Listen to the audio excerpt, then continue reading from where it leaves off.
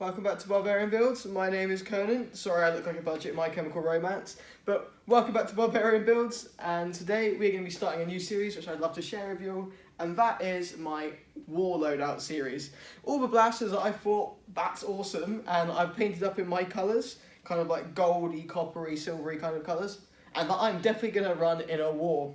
And starting off with a fun one, we have my crossbow loadout. This one really goes out to all you Walking Dead fans out there. But if anyone hasn't seen this blaster?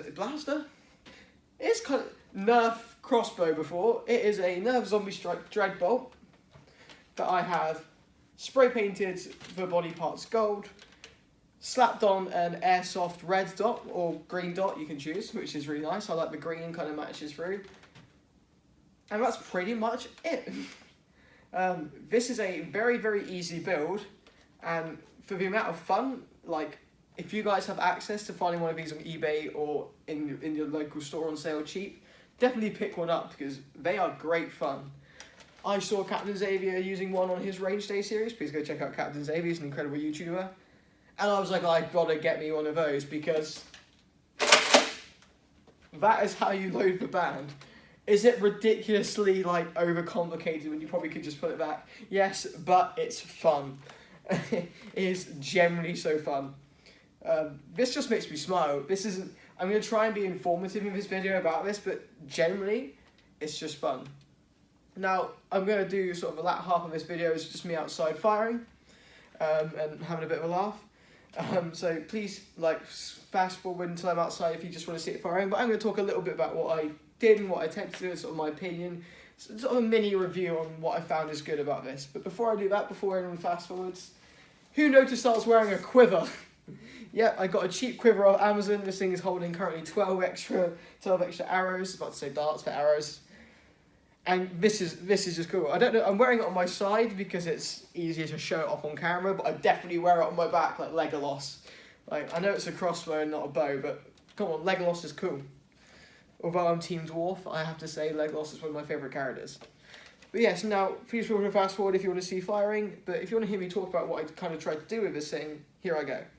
So, I opened everything up, and the first thing I wanted to do was take out the lock, because there is a really, really frustrating lock that sort of requires sort of the arrow tip to push perfectly in, and like it seats and locks perfectly, and I completely understand why Hasbro have done that. That's so you can't put like sticks and like foreign objects down here because obviously it's band powered. It's hard to have a safety, so they've got a very specific lock in there. The only problem is that lock is an absolute pain in the backside and it really doesn't want to behave.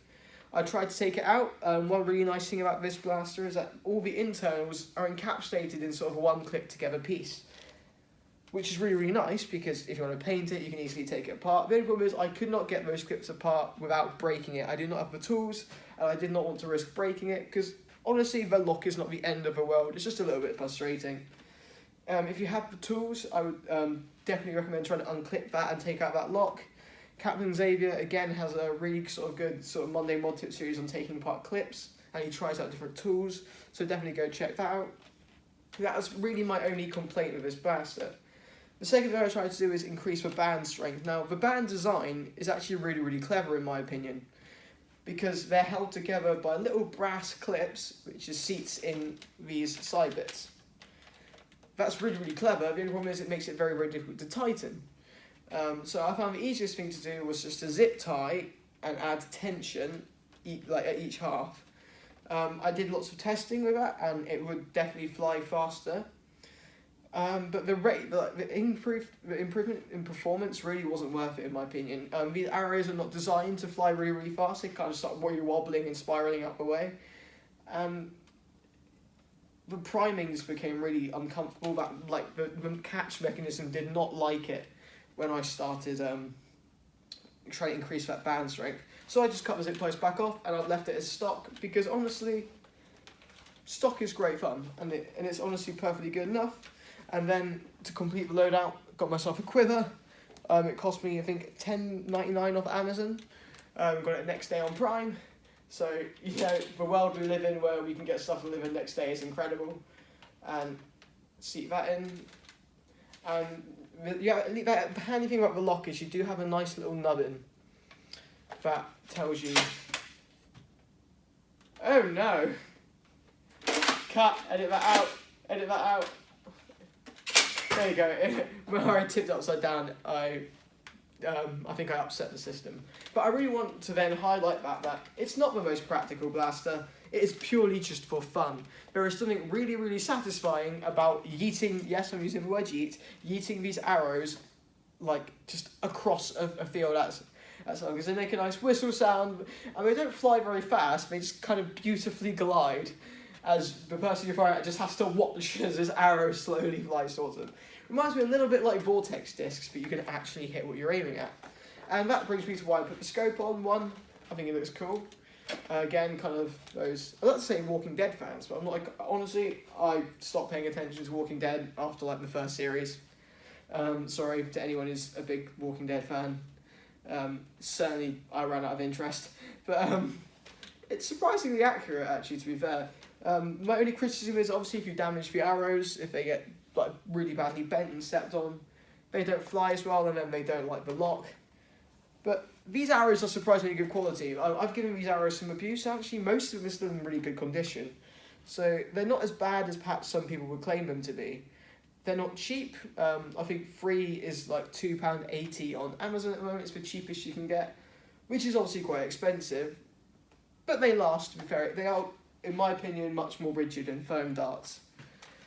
But that's my overview so far. You pull the lever back and push forward to prime it. I can take an arrow. Yeah, look at me. Yeah, you can tell I'm definitely not Legolas. There you go. Nah, see properly. See properly. See properly. Again, the lock. But once you get it in there, let's say once you get it in there, it's nice, and that's just too many innuendos. Please don't take that out of context. There you go. I'm gonna give this crossbow just to show you that it can be done easily. There you go. So it's just me being a muppet trying to talk on camera. Like, it's not a bad product at all. If you can find one cheap, I would definitely recommend one, but I've babbled enough, so let's head outside.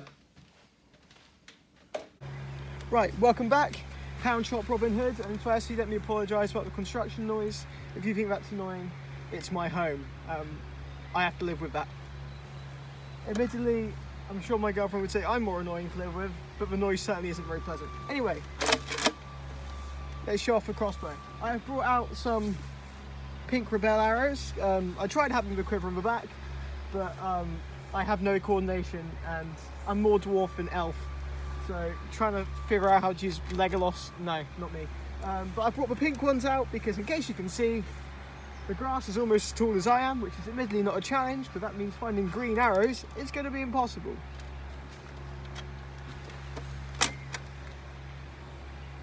Yeah, it's still a NERF toy. You can put an airsoft scope on it. Doesn't mean it's going to be any good.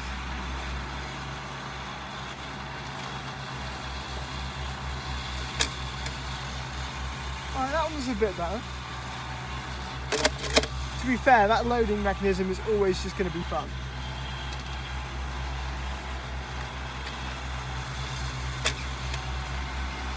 That one did a flip. I've discovered how to get the most range out of this thing.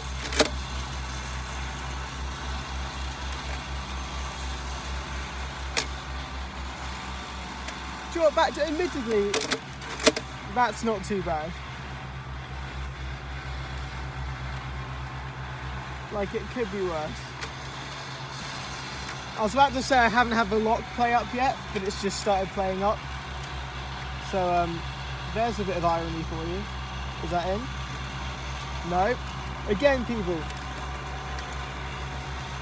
Honestly, you would be better off making your own wooden crossbow, though. I might do that. Let me know in the comments if you'd like me to make my own wooden crossbow.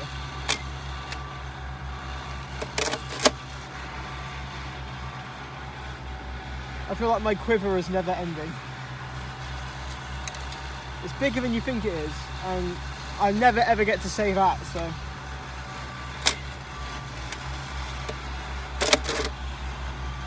Oh yeah. Buy yourself one of these just so you can crank it. Honestly, if you can find a cheap deal on these, they are pretty fun. Obviously I'm not going to put these over a chronograph because my chronograph is too small. And honestly, what are you going to compare them to? You have a Rebelbos. I mean, I'll go show you the ranges. Okay, I've discovered the downside of... There you go, that'll do. I don't mind picking stuff off the ground and close enough anyway. We'll fire 2 more and then we'll go see where they've all landed. I've tried to fire them roughly in the same direction.